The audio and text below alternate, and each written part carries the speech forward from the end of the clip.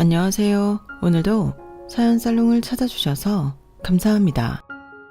고작 30살인데 저처럼 산전수전 공중전까지 겪은 분이 또 있을까요? 저처럼 고생해온 사람이 또 있으면 안 될 것 같아요. 그 인생이 너무 불행하거든요. 젊은 나이에 너무 가엾잖아요. 제가 겪은 일들을 짧게나마 나열해볼까요? 우선 어릴 적 아빠가 돈을 쫓아 우리 모녀를 버리고 떠나가 버렸어요. 그놈의 돈이 뭔지 어린 나이에도 정말 왼수 같아 보이더라고요. 가족을 버리고 갈 만큼 부잣집 사모님하고 재혼했으면 양육비라도 많이 주면 좋으련만 그것도 아니었어요. 심지어 아빠가 외국으로 떠나면서 연락이 끊겨 우리 모녀는 정말 힘들게 살아야 했어요. 세상에 둘밖에 없으니 엄마와 저는 정말 애틋하게 지냈어요. 게다가 엄마 건강이 늘 안 좋았거든요. 엄마가 어떻게 돼버릴까봐, 금방이라도 죽어버릴까봐 늘 전전긍긍하면서 엄마 곁을 지켰던 기억이 나네요. 얼마 전 산불이 무섭도록 크게 나던데 전 그 자연재해 피해를 입으신 분들의 심정을 충분히 이해할 수 있어요. 전 화재는 아니지만 물난리를 크게 겪은 이재민이었거든요. 지하방에서 월세살이 할 때 얼마 없지만 세간살이며 다 둥둥 떠내려가 봤죠. 아무리 바켓으로 물을 퍼다 바깥에 부어도 빗물은 하염없이 차올랐어요. 온 세상이 원망스러운 나날이었죠. 그렇게 지하방에서 비극적인 경험을 하고는 옥탑방으로 올라갔더니 글쎄 춥고 덥고 난리도 아니더군요. 그뿐 아니라 무시무시한 강도가 침입하여 우리를 협박하고 험한 일도 당할 뻔했죠. 그때 생각하면 아직도 아찔해요. 그 경험을 토대로 사람이 가장 무서운 존재라는 걸 깨달았어요. 그 전까지만 해도 귀신이나 도깨비, 괴물, 좀비 같은 게 무서웠는데 사람이 제일 잔인하고 두려운 존재더군요. 하긴 여러분 상상을 해보세요. 지금 당장 내 침대 밑에 귀신이 숨어있는 게 무섭겠어요? 아님 사람이 숨어있는 게 무섭겠어요? 상상만 해도 무섭고 오싹하네요 정말. 이제 온갖 난리는 다 겪었다고 생각했는데 엄마가 갑자기 급성 간부전이 와서 눈이랑 피부가 다 노랗게 황달이 왔어요. 저에게 있어 세상 전부인 엄마의 건강이 안 좋아지니 위기감이 들었어요. 우리 엄마마저 날 혼자 두고 저 세상으로 떠나버릴까봐 얼마나 무서웠는지 몰라요. 그러다가 극적으로 간 이식 수술을 받고는 지금까지 큰 문제 없이 잘 지내고 계세요. 그렇게 10대 시절을 겪고는 20대가 되어 공무원에 합격해 안정적으로 잘 살아갈 것만 같았어요. 그런데 결혼을 크게 잘못하는 바람에 제 인생이 또 나락으로 떨어질 뻔했네요. 남편의 형네 부부가 의사인데 세상에 그런 상전이 따로 없더라고요. 우리 집안에선 대통령보다 그 형네 부부가 더 높은 사람이었어요. 의사가 그렇게까지 아주 위대한 존재인 줄 몰랐네요. 남편과 시모가 정상적인 사람이었다면 그래도 결혼 생활을 잘 유지했을 거예요. 형네 부부야 뭐 안 보면 그만이니까요. 그런데 불행하게도 결혼 생활에서 가장 큰 버팀목인 남편이 제일 이상한 사람이었어요. 착한 줄 알고 결혼했다가 아주 큰 코 다쳤네요. 그게 다 쇼고 연기였어요. 비열하기 짝이 없는 사람이었죠. 제가 시집살이를 호되게 당할 때 남편은 전혀 바람막이 역할을 해주지 못했어요. 집에도 잘 들어오지 않았으니까요. 웬 사업은 또 그렇게 잘 말아먹던지 구급 공무원 동료로 만났는데 결혼하고 딱 3개월 만에 그만두고 사업인지 뭐식인지 하겠다고 일을 벌이더군요. 제가 공무원 생활하면서 안정적으로 보니까 자기는 좀 더 리스크 있는 일을 해보겠다나 뭐래나. 하이 리스크 하이 리턴이라고 위험도가 커야 수익률도 크다나 어쩌나. 아주 온갖 궤변을 다 늘어놓더니 다 말아먹더라고요. 꼭 능력 없고 사고치는 것들이 주둥이만 살아가지고 밤낮 없이 나불나불 거리죠. 정말 남편을 비롯한 시댁 식구들이 기어코 제 수명을 줄이고야 말았네요. 결혼 생활하면서 한 3년은 수명이 줄어든 것 같아요. 제가 살면서 잘한 결정은 이혼이고 가장 후회되는 결정이 결혼이랍니다. 지금도 주변에서 겉만 번지르르 잘생긴 남자랑 결혼하려고 하는 친구들 말리고 있어요. 속까지 다 뒤집어 까보고 객관적으로 괜찮은 사람이면 결혼하라고요.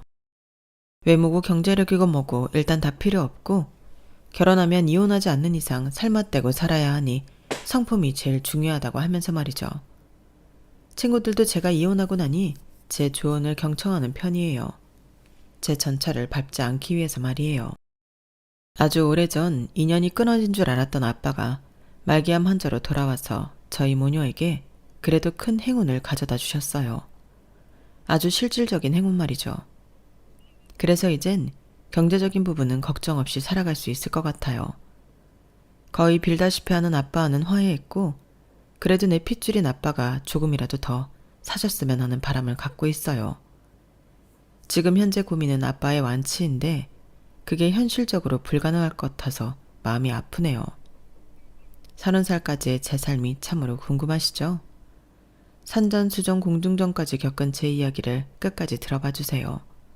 아마 그 어떤 영화 소설보다도 드라마틱할 거예요. 지금부터 시작해 볼게요. 저희 가정은 진짜 평범한 가정이었어요. 택시 운전사였던 아빠는 아주 크게 교통사고를 내고는 다시는 운전대를 잡지 않겠다면서 갑자기 노가다 일에 뛰어들었어요. 그런데 운동도 잘 안 하던 분이 힘겨운 노동일을 하려니 몸 여기저기가 성한 곳이 없었죠. 본인도 너무 힘들었던지 다시금 어떤 중견기업 건설사 회장의 운전기사로 취업이 되었어요. 그 건설사 회장님은 우리 가족에게도 참 잘해주셨어요. 성품이 너무 따뜻한 분이었죠. 성실하고 인물도 훤칠한 아빠가 운전을 잘해주니 대우도 잘 해주셨다고 해요. 가끔 우리 가족을 집으로 초대해서 대궐 같은 집 마당에서 바베큐 파티를 열어주기도 했어요. 그 집에 갈 때면 대체 집 입구가 몇 개인지 화장실 갈 때마다 길을 잃어버릴 정도였어요. 그런데 다소 고령이었던 회장님이 갑자기 심장마비로 돌아가시고 말았어요. 그래서 회장님의 와이프가 명목상 대표이사로 앉고 그 아래 전문 경영인을 두어 회사를 계속 이끌어 나가기로 했다더군요. 아빠는 회장님이 돌아가셨음에도 불구하고 사모님 운전을 계속 맡으며 직업을 유지할 수 있었어요. 우리 가족은 천만다행으로 생각했어요. 그런데 천만다행이 아니었더군요. 우리 가족에겐 재앙이나 다름없었어요. 한 1년쯤 지나자 아빠가 집에 잘 들어오지 않기 시작했어요. 엄마와의 사이도 당연히 안 좋아졌죠. 뭔가 서먹해지고 다툼이 잦아졌어요. 급기야 아빠가 폭탄 선언을 하셨어요. 명희 엄마, 그리고 명희야, 정말 미안하다. 진작 말했어야 했는데 너무 늦었어. 이미 일을 되돌리기엔 너무 늦은 것 같아. 잘 들어라. 난 이 집에서 오늘부로 나갈 거야. 이 전셋집은 주고 나갈게. 이 집을 월세로 돌려서 목돈을 유용하든지 명희 엄마 마음대로 해. 양육비도 매달 약간은 줄 테니 그건 걱정 말고. 아빠의 폭탄 발언에 저도 놀랐지만 당연히 엄마는 숨이 넘어가기 직전이었어요. 아니 뭐라고? 명희 아빠, 그게 무슨 말이에요? 아닌 밤중에 홍두깨도 아니고 집에 계속 안 들어오더니 바람이라도 났쇼? 대체 왜 이러는 거야? 그래, 내가 모시는 사모님이랑 정분났다. 그 사모님이 자기랑 재혼해주면 평생 떵떵거리며 잘 살게 해주겠대. 가족 버리고 오래. 명희 엄마, 내가 어릴 때부터 고아로 자라서 정말 힘들게 살아온 거 잘 알고 있지? 난 가난이 지긋지긋해. 아무리 벗어나려고 발버둥 쳐도 당최 굴레를 벗어날 수가 없고 티끌 모아봤자 티끌이더라고. 이게 나한테는 복권 당첨이나 다름없어. 사랑이든 가족이든 다 필요 없어. 난 오늘부로 딴 사람이 될 거야. 부자가 될 거라고. 부자가 되고 싶어서 가족을 버린다니 이게 말이나 되는 이야기인가요? 그런데 실제로 우리 아빠가 한 말이에요. 그렇게나 돈을 좋아하던 아빠는 돈을 쫓아서 나비처럼 날아가 버렸어요. 그 후로 엄마에게 이혼장에 날아오고 아빠는 모든 절차를 변호사를 통해 진행하더군요. 우리 모녀의 얼굴도 보기 싫었나 봐요. 아마도 그 사모님인지 뭐시긴가 시킨 일이겠죠. 돈 앞에 장사 없었어요. 가족이고 자기 새끼고 다 필요 없는 양반이었죠. 그때 어린 나이였던 저도 돈의 위력을 실감했어요. 그렇게 엄마와 함께 헌시장처럼 버려지고 우리 모녀는 정말 열심히 살아야 했어요. 아빠는 마치 큰 재산을 준 것처럼 했지만 1.5룸의 정말 작은 집 전세 보증금은 코딱지였죠. 양육비도 죽지 않을 만큼만 줬다고 해요. 나중에 아빠의 변을 들어보니 그 사모님인지 뭔지가 우리 모녀에게로 돈을 못 주게 했다고 하더라고요. 아무튼 그땐 아빠를 무지하게 원망했어요. 그마저도 아빠가 몇 년 후에 동남아 쪽으로 완전히 떠나게 되면서 연락이 끊겨버렸어요. 양육비도 같이 끊겼죠. 엄마는 보험 일을 하면서 절 먹여 살리기 위해 총력을 기울이셨어요. 보험 일이 따박따박 월급 나오는 일이 아니다 보니 편의점이나 식당 등에서 투잡을 뛰기도 하셨어요. 저도 엄마의 뜻에 따라 정말 아끼고 아껴서 살았어요. 아직 돈을 벌지 못하는 제가 할 수 있는 일이라곤 절약뿐이었거든요. 엄마가 돈 버느라 늦게 들어오는 날엔 아무리 추운 겨울에도 절대 집에 보일러를 떼지 않고 기다렸어요. 집에서 패딩 잠바와 두꺼운 양말에 내복까지 다 껴입고 버텼어요. 가스비 아끼기 위해서 말이죠. 그렇게 아주 조금씩 돈을 모을 수 있었어요. 엄마와 저에겐 우선 방 2칸짜리 전셋집으로 옮기는 게 1차적인 목표였거든요. 거의 고지가 눈앞에 보일 즈음에 사건이 터지고 말았죠. 이 세상은 우리 모녀가 행복한 걸 그냥 두고는 볼 수 없었나 봐요. 조금이라도 형편이 나아질 쯤이면 어김없이 굵은 소금을 팍팍 뿌리더라고요. 엄마가 어떤 전화를 받고는 완전히 사색이 되었어요. 엄마 왜 그래? 무슨 일이에요? 명희야, 네가 이모라고 부르던 그 뚱뚱한 여자 있잖아. 얼굴에 곰보 자국 많던 그 여자가 엄마 앞으로 빚을 엄청 많이 떠넘기고는 사라졌어. 다 엄마 탓이다. 아, 내가 무식한 년이지. 내 돈, 내 피 같은 돈. 내가 그 돈을 어떻게 모았는데. 아유.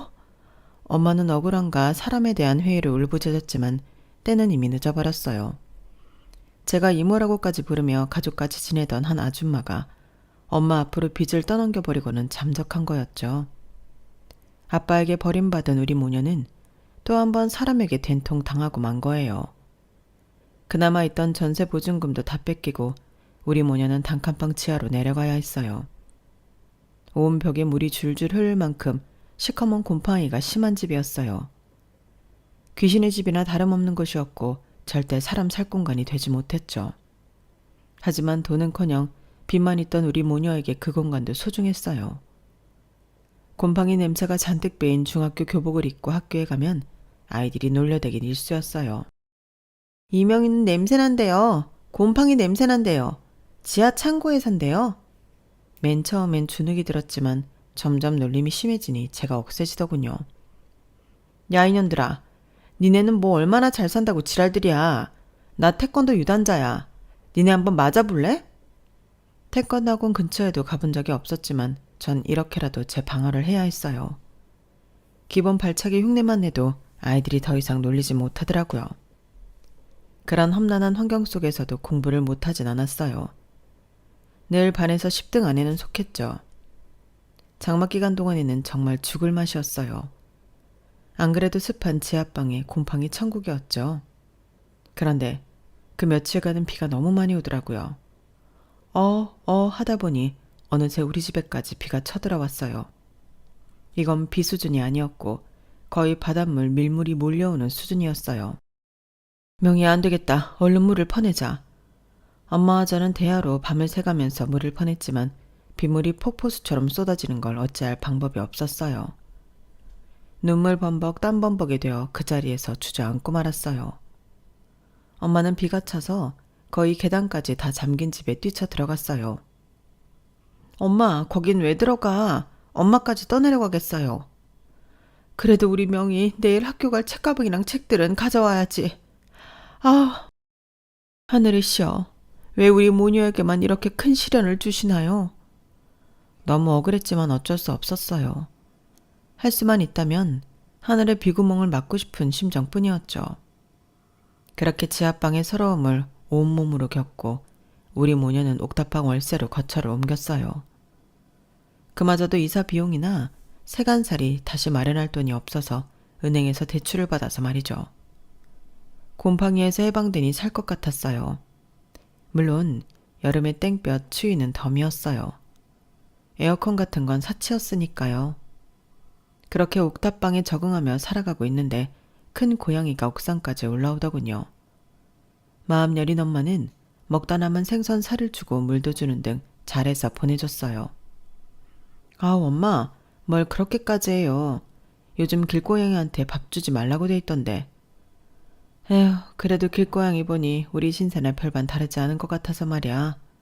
다 생명인데 다 같이 잘 살아야지. 고양이에게 밥을 주지 말라던 저는 오히려 그 고양이와 친구처럼 친해졌어요. 그 후로 한 1년쯤 엄마는 또 투잡 쓰리잡 뛰어가며 돈을 가열차게 모았고 저도 중학생이 되어 떡볶이집 아르바이트까지 하면서 용돈과 문제집 값을 벌어서 샀죠. 엄마가 풀옵션이 돼 있는 원룸으로 이사 가자고 하시더군요. 아주 친해진 고양이와 빠이빠이 하는 건 아쉬웠지만 그래도 깔끔한 원룸으로 들어간다니 설레었어요.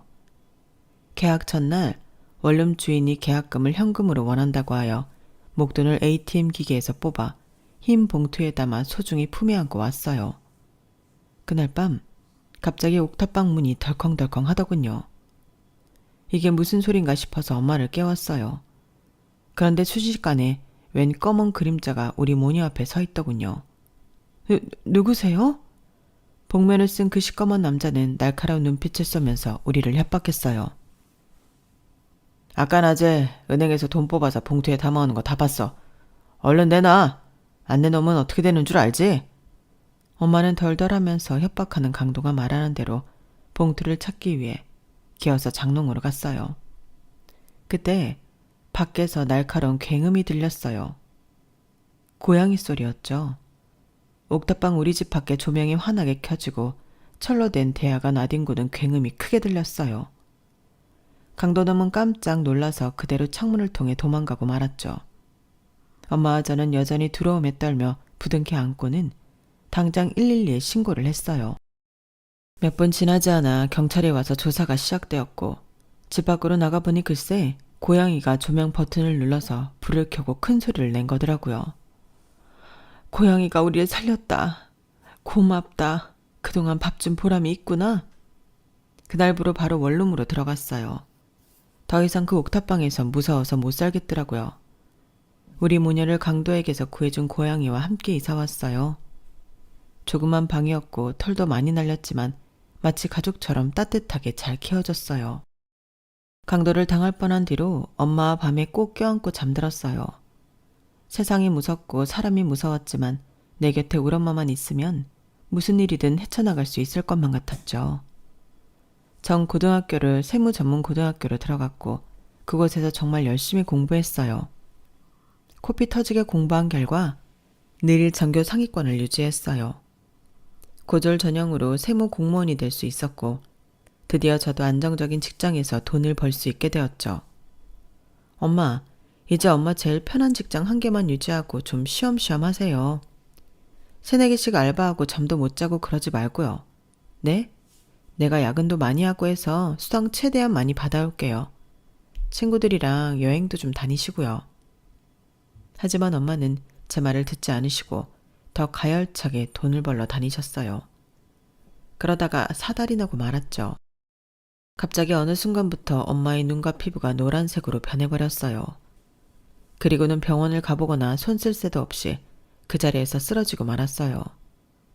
저희가 살고 있던 원룸 건물의 1층 미용실 아줌마한테서 연락이 왔더군요. 명희야, 지금 직장이니? 네 엄마가 길거리에서 쓰러져서 어떤 아저씨가 까만 차 타고 병원으로 바로 싣고 갔어.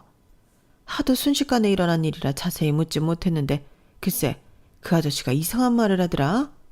본인이 네 아빠래. 자기 보고 명희 아빠라고 그러더라고. 암튼지간에 얼른 병원 가봐. 네 엄마 큰일 난 것 같아. 전 이게 다 무슨 말인가 싶었어요. 일단 엄마가 쓰러졌다는 말에 충격을 받았고 갑자기 내 아빠라는 사람이 나타났다는 말에 2차 충격을 받았죠. 어쨌든 병원으로 달려갔어요. 그랬더니 진짜 옛날에 보고 연락이 끊겼던 아빠가 다 늙은 모습으로 서 있더군요. 아빠, 그때 다른 아줌마 만나서 집 나가버린 그 아빠 맞지? 명희야, 하필이면 안 좋은 상황에 널 만나게 됐구나. 아빠 기억하니? 그래도 잊지 않아줘서 정말 고맙다. 우리 엄마는 어떻게 된 거예요? 엄마 죽지 않죠? 아무런 이상 없는 거죠? 길 가다가 웬 아줌마가 픽 하고 쓰러지길래 다가가서 봤더니 바로 명희 엄마더구나. 옛날 일을 기억할 새도 없이 일단 아빠 차로 응급실로 왔단다. 당장은 생명에 지장이 없다고 하는데 급성 간부전이래. 아마도 간이식을 받아야 다시 건강해질 수 있나 봐. 간이식? 엄마가 간이식을 받아야 살 수 있다는 말에 전 바로 간이식 적합성 검사를 진행했어요.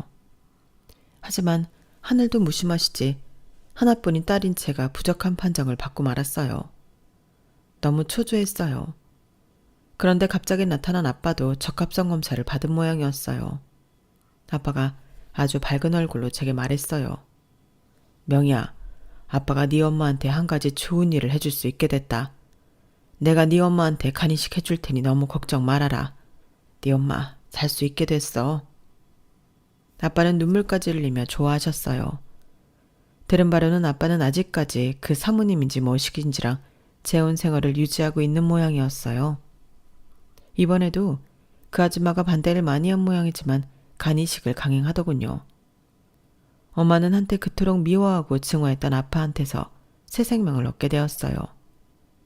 이게 무슨 운명의 장난인지 모르겠더군요. 엄마를 다시금 살게 해준 아빠를 용서할 수밖에 없었죠. 아빠, 이제 어느 정도 회복되셨으니 퇴원하고 엄마랑 저랑 사는 원룸에 한번 같이 가요. 제가 밥이라도 대접할게요.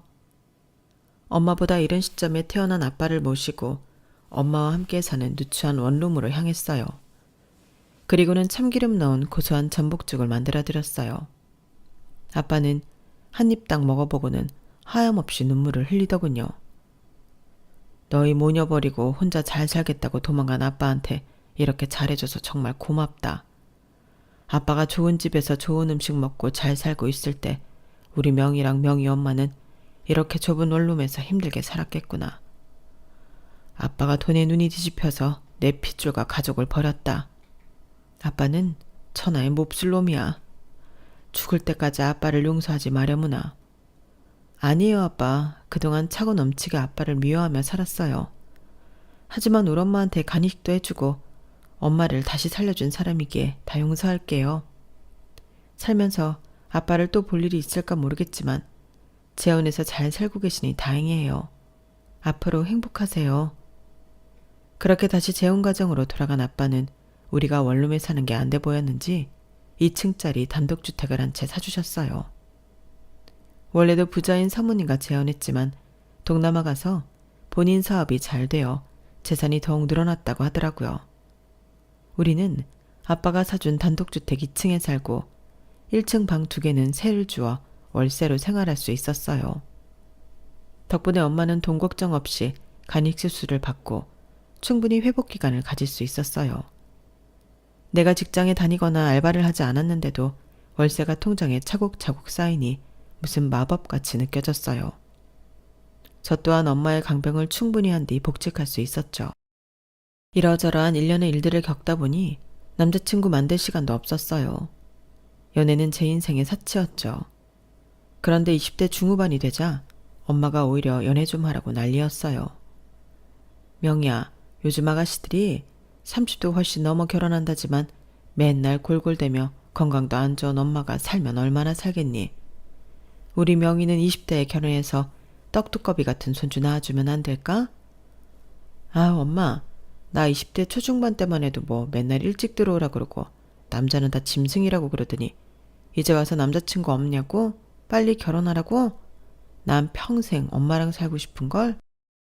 장난스럽게 엄마한테 말했지만 세상의 전무인 엄마 말을 그냥 흘려들을 순 없었어요. 아마 그 순간부터 제 주위 남자들을 찬찬히 뜯어보기 시작했던 것 같아요. 그맘때쯤 주워들은 말이 있거든요. 결혼은 미친 듯이 사랑하는 사람이랑 하는 게 아니라고 하더라고요. 그냥 내가 결혼하고 싶을 때 곁에 있는 사람하고 하는 거라는 말, 그게 와닿았어요. 그 말 때문에 직장 내 바로 옆에 있던 동료와 가까워지게 된 것 같아요. 그 동료가 예전부터 제게 이성적인 관심을 표현했거든요. 함께 커피도 마시고 영화관도 가는 사이로 발전했어요. 한마디로 사내 커플이 된 거죠. 그 사람의 이름은 성민철. 제겐 더없이 잘해주는 잘생기고 키 큰 남자였어요. 본인의 형과 형수가 둘 다 의사라고 하더라고요. 집안에 의사가 둘이나 있는 게 남친한테는 엄청난 자랑거리였어요. 게다가 남친 엄마까지 동참하여 그 집안은 모든 게 다 형네 부부 위주로 돌아가는 것 같더군요. 남친 엄마는 젊은 시절 투포한 선수였다고 하더라고요. 여자가 투포한 선수였더니 이력이 좀 특이했어요. 남친 아빠는 자식 둘 낳고 바로 돌아가셔서 힘센 엄마가 노가다 일도 마다 않고 두 아들을 열정적으로 키우셨다고 해요. 매우 희생적이고 따뜻한 엄마라며 남친은 본인 엄마를 굉장히 존경했어요. 남친이 그렇게 표현을 하니 저 또한 남친 엄마를 좋게 생각하게 되더라고요. 그도 그럴 것이 우리 엄마가 아빠 떠난 후 혼자서 저를 키우느라 너무 고생하는 걸 옆에서 봤기 때문에 뭔가 동병상련이 들었죠. 30대 중반이었던 남친은 결혼이 필요했고 저 또한 엄마의 재촉으로 결혼을 하고 싶어 했으므로 우린 자연스레 결혼식을 추진하게 됐어요. 우선 제가 남친 집을 방문해 그의 가족들을 만나기로 했어요. 최대한 여성스러운 흰색 투피스를 입고 갔죠. 그런데 절 처음 본 남친 엄마가 대뜸 주문한 내용이 정말 황당했어요. 네가 이명이냐? 우리 집안은 다 건강한 사람들만 있는데 넌 어째 삐쩍 골았냐? 너 엄마가 간이식까지 받았다며. 너도 간 안 좋은 거 아니냐? 이리 와봐라. 눈 좀 까보자. 누렇게 황달이는 건 아닌지. 황달은 없구만. 자, 이쪽 거실로 올라와서 스쿼트 좀 해봐라. 몇 개나 하는지 보자. 스쿼트? 처음 간 남친 집에서 그것도 예비시모 앞에서 스쿼트를 하라니. 너무 당황하고 있는데 다행히 남친이 막아줬어요. 엄마, 무슨 스쿼트예요. 명이 건강해요. 걱정 마세요. 네 형은 공부 잘해서 의사 되고 며느리까지 의사를 데리고 왔는데 넌 구급 공무원이라 고작 구급 공무원밖에 못 데리고 오는구나. 게다가 고졸이라고? 에휴, 난 모르겠다. 니네 알아서 치킨 시켜 먹든지 마음대로 해라.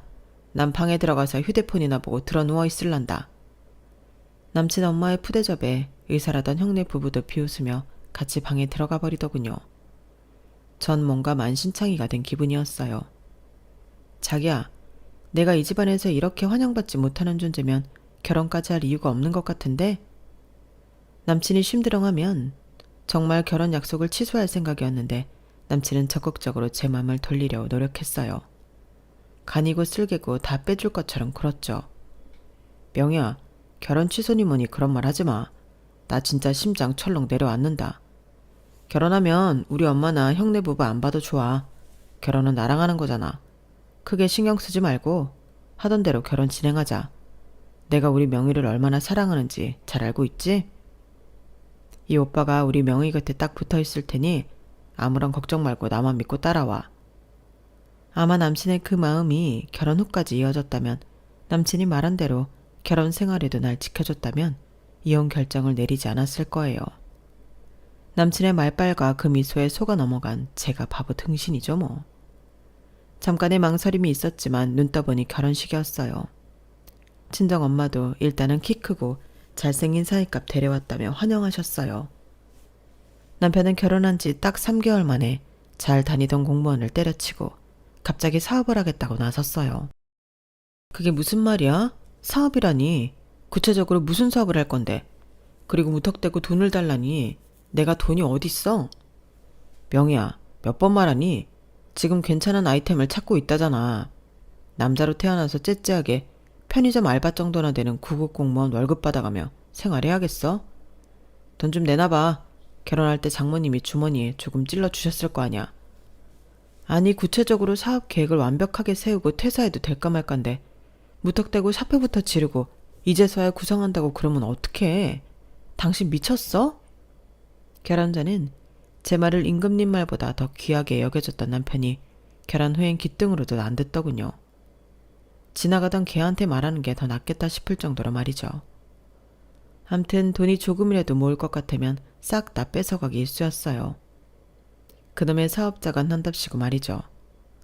신혼임에도 불구하고 남편한테 푸대접 받는 동안 시모는 한술 더 떴어요. 야, 너 가진 돈 좀 있으면 우리 큰아들 부부 집 사는데 보태줘라. 네?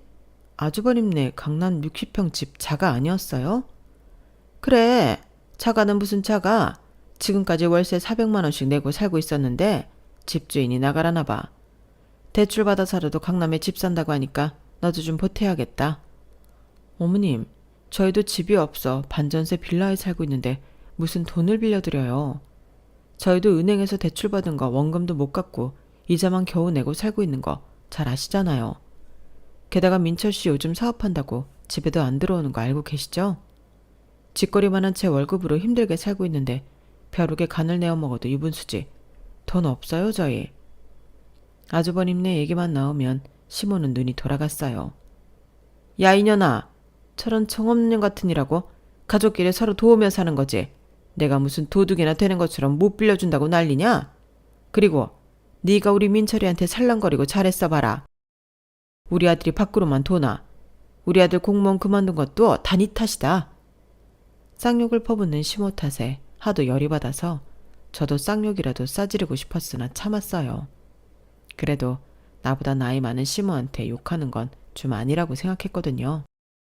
친정엄마도 그렇고 시모도 그렇고 결혼하고 나니 주위에서들 왜 이렇게 손주를 바라든지 남편과 상의해서 결혼 초부터 아이를 빨리 갖자고 했어요. 그런데 생각보다 잘 안 생기더라고요. 시모는 모든 걸 다 내 탓이라고 했어요. 아무렇지 않은 척했지만 시모가 저럴 때마다 제 속은 뒤집어졌어요. 저는 병원을 다니면서 과별한 주사도 놓고 할 수 있는 치료를 다 해봤어요. 그러는 동안 남편은 차일피일 병원 가는 걸 미루다가 제 등에 떠밀려 하는 수 없이 검진을 받고 나왔어요. 같이 갔었는데 진료를 받고 나온 남편의 얼굴이 사색이 돼 있더군요. 왜 그래? 무슨 일이야? 나 무정자증이래. 뭐? 무정자증? 정자가 아예 없다는 거야? 고자래. 나 고자래. 내가 고자라니. 너무 충격을 받은 남편은 그 자리에 앉아 엉엉 울더군요. 전 주위 사람들이 보는 시선이 느껴져 남편을 데리고 병원 밖으로 나와서 이야기를 들어봤어요. 알고 보니 예전에 운동하다가 그 부위를 크게 다쳤는데 그 후로 그렇게 된 것 같다고 하더군요. 부부관계 자체는 문제가 없었는데 무정자증이었다니 저도 너무 놀랐어요. 이 사람과 결혼한 순간부터 모든 생활이 다 힘겨웠어요. 이제 남편의 문제로 아이까지 가질 수 없게 되었다니 내 인생이 어쩌다 이렇게 나락으로 빠져버렸나 스트레스를 엄청 받았죠. 아이를 가질 수 없는 몸으로 판명이 나니 남편은 더욱 가정생활이 소홀했고 개차반으로 행동했어요. 전 어느 순간부터 좀비처럼 직장 침만 전전했어요. 그때쯤 친정 엄마로부터 한 통 전화가 걸려왔어요. 명희야, 네 아빠가 말기 암이란다. 같이 살던 그 여자도 몇 년 전에 죽었대. 자기도 생이 얼마 안 남은 것 같다며 엄마랑 너를 보고 싶다네. 집으로 좀 와주겠니? 전 갑작스러운 소식에 너무 놀라서 집으로 갔더니 다 죽어가서 뼈만 남은 아빠가 자기 개인 비서와 함께 엄마 집에 와 있더라고요. 명희야, 결혼할 때도 못 가봐서 미안하다. 내가 같이 살던 마누라도 죽어버리고 사업도 다 정리하느라 정신이 없었어. 참, 하늘도 무심하시지. 모든 걸 다 정리하고 이제 맘 편히 살아보려는데 떡하니 말기암 선물을 줬지 뭐냐. 이제 나도 이 세상에서 정리당할 존재가 돼버린 거지. 그나저나 네 남편도 사업한다고 힘들어한다며? 사업이란 게 아무나 하는 게 아닌데 참. 그래도 결혼한 지 채 1년도 안 돼서 갈라서라고 할 수는 없으니 아빠가 조금이나마 보탬이 되고 싶어서 뭘 좀 준비해왔다. 아빠는 개인 비서를 시켜서 007 가방을 열게 했어요. 그랬더니 그 속에는 웬 황금 덩어리들이 반짝이고 있었어요. 커다란 금괴 10개와 황금 송아지며 황금 거북이들이었어요. 자, 요즘 금값이 많이 올랐다구나. 그동안 금 사두길 잘했지. 이 금괴 하나만 해도 1kg이니 한 개당 1억 5천 원 할 거다. 총 10개이니 엄마랑 잘 상의해서 나눠 쓰도록 해. 난 곧 죽을 거니 앞으로 내 변호사가 이 집에 들락날락하면서 재산들 정리되는 대로 너랑 엄마 앞으로 명의를 돌려놓을 거야. 내가 관짝에 들어가면서 내 재산 다 들고 갈 것도 아니고 지금까지 아빠가 너랑 엄마한테 하지 못했던 몫을 다 하고 싶어. 아니, 내 돈 몇백억을 다 줘도 그동안의 죄는 못 씻겠지만 그래도 마지막 성이라고 생각하고 받아주렴. 몸무게가 40kg대로 빠져버린 앙상한 가시 같던 아빠가 너무 불쌍했어요. 이미 수년 전 갑자기 나타나 엄마에게 간이식을 해줬을 때 전 아빠를 다 용서했는데 아빠는 아직도 죄책감에 시달리고 있는 듯 했어요. 혹시 그러한 스트레스 탓에 암에 걸린 게 아닌가 싶어 오히려 제가 죄송하더군요. 아빠, 나랑 엄마는 아빠를 이미 다 용서했으니 지난날 다 잊고 편안히 치료받으세요. 우리 과거는 다 잊고 살아요. 제가 딸로서 아빠를 끝까지 지켜드릴게요. 아빠와 저 그리고 엄마 이렇게 셋은 부둥켜 안고 엉엉 울었어요. 수십 년간 켜켜이 쌓인 회한의 눈물이었죠.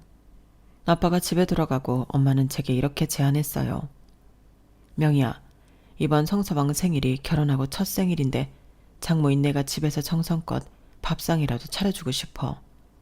그리고 아빠가 준 금괴 10개 중 절반인 5개를 성서방 사업자금으로 대주고 싶어. 혹시 아니? 사업에 성공하면 다시 가정생활에 충실하게 될지? 전 엄마의 제안에 반대했지만 엄마는 끝까지 우기셨어요. 곁에서 보기에도 제 결혼 생활이 위태위태해 보였나 봐요. 남편에게 돈을 좀 쥐어주면 고분고분해질 줄 알았나 봐요. 일단 알았다고 하고 남편에게도 미리 일정을 알렸어요. 굳이 금괴 얘기는 꺼내지 않았어요. 나름 서프라이즈로 주고 싶었거든요. 그런데 생일 당일 아무리 남편을 기다려도 남편은 오지 않았고 카톡도 씹고 전화도 받지 않았어요. 그런데 예전 공무원 동료에게서 전화가 한 통 왔어요.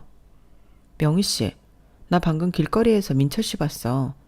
웬 여자를 양옆에 둘이나 끼고 지금 유흥업소로 들어갔어. 술이 아주 만취가 됐던데? 말할까 말까 하다가 아직 결혼한 지 1년도 안 된 명희 씨가 불쌍해서 전화한 거야. 대체 결혼 생활이 요즘 어떻길래 신랑이 저러고 돌아다녀? 그 전화를 받고 피가 거꾸로 솟는 듯 했어요. 친정엄마가 정성스럽게 갈비찜까지 해놓고 기다리고 있는데 연락을 다 씹다니. 수십 차례 다시 연락을 취해봤더니 그제서야 봤더군요. 당신 뭐하고 돌아다니는 거야? 주변은 왜 이렇게 시끄럽고? 어디야? 내가 모를 줄 알아? 양옆에 여자 끼고 술 먹고 있지? 우리 엄마가 당신 생일이라고 상다리 부러지게 차려놓고 생일 선물까지 준비하고 몇 시간째 기다리는데 너무한 거 아니야? 당신 사람 맞아?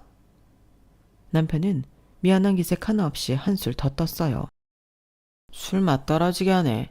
요즘 장모할 일 없대? 전에 다니던 알바들은 다 안 하는 건가? 몸 성하던데 맨날 집에서 백수짓이나 하는 거야? 참, 돈도 없는 주제에 뭔 생일상. 됐다 그래. 입으로 똥을 싼다 이거지? 당신 후회할 텐데. 내가 바로 사진 하나 보낼 테니 뒤늦게 땅을 치고 후회도 소용없을 거야. 전 전화 끊고 바로 금괴 5개와 황금 송아지 거북이 등을 사진 찍어 남편에게 전송했어요. 보내자마자 당연히 전화가 왔지만 받지 않았어요. 한 15분 만에 바로 집에 도착하더군요. 자기야, 장모님, 이게 다 뭔가요? 제가 헛것을 봤나요? 금덩어리들이었는데? 전 웃으며 대답했어요. 나 당신이랑 이혼하려고. 네가 사람이면 나한테 미안한 줄 알고 조용히 지낼 것이지. 밖으로만 돌고 내 돈이나 꿍쳐낼 생각을 해? 짐승만도 못한 놈. 말기암은 우리 아빠가 얼마 전에 주신 거야. 몇백억에 달하는 다른 재산들도 정리해서 우리 엄마랑 내 명의로 돌려주신다고 했어.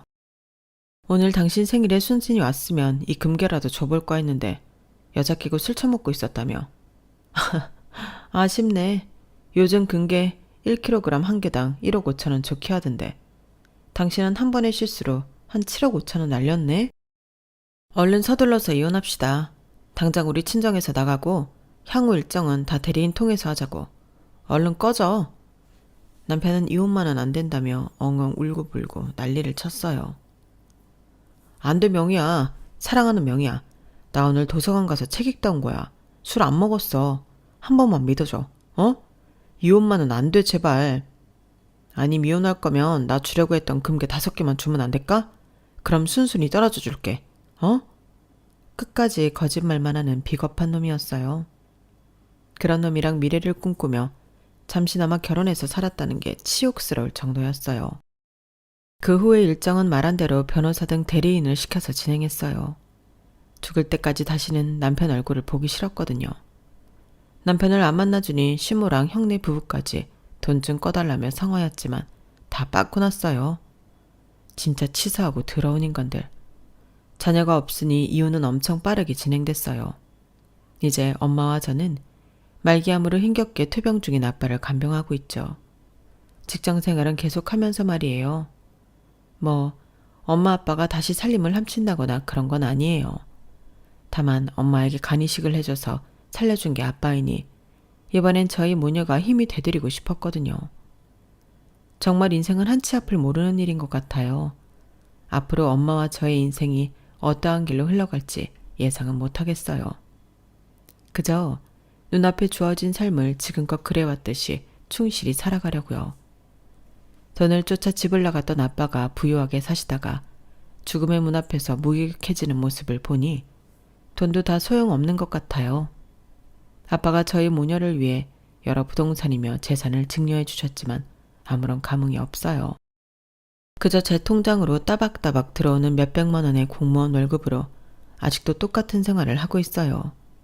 그게 제일 마음 편하네요. 세상에서 스트레스 안 받고 마음 편하게 사는 게 제일인 것 같아요, 여러분. 우리 원망도 두려움도 모두 뻥 걷어차버리고 행복하고 즐겁게 살아가자고요. 모든 분들 행운을 빕니다. 여러분, 사연 댓글에 응원과 현명한 조언 부탁드려요. 좋아요와 구독은 저에게 큰 힘이 됩니다. 오늘도 좋은 일 가득하세요.